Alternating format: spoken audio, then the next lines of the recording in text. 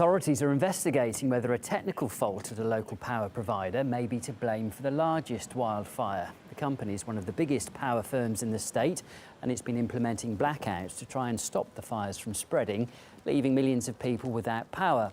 And it's come under criticism before, as Maupin explains. Major life-threatening fires have become a normal situation in California.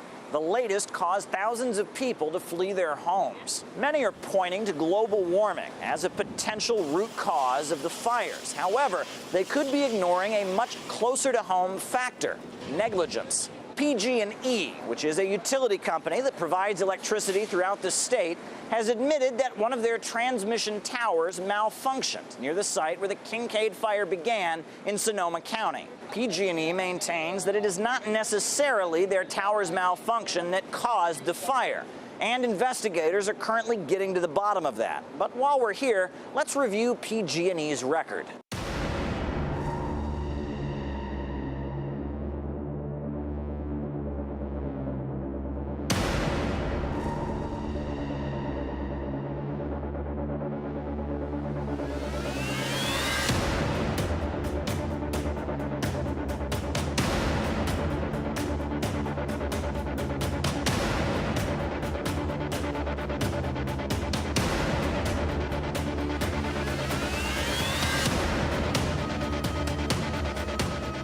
PG&E actually filed for bankruptcy this year after it was forced to pay $11 billion in damages. However, the corporation remains one of the biggest state utilities in California, despite being linked to so many unnatural disasters. Furthermore, California is now plagued with blackouts. The public is not thrilled about that. We had several days that we couldn't work, that we couldn't access the building, only special access. Because these classes got canceled, a lot of people didn't have access to facilities. A lot of the buildings were closed, like MLK, where people go and study, post up.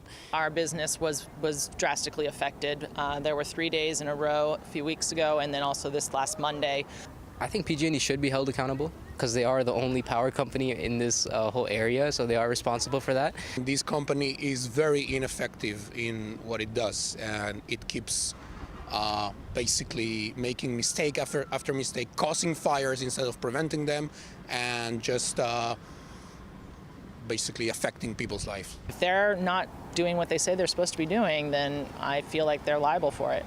Outrage is coming from the state governor. There are people, potentially up to 300,000 customers, that may continue to see their lights out, which means roughly a full week with their lights out, which is simply unacceptable.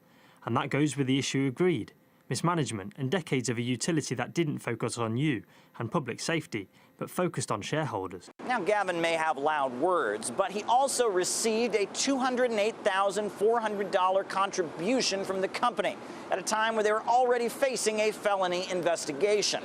That's news that's going to pour more fuel onto an already raging California. Maupin, RT, New York.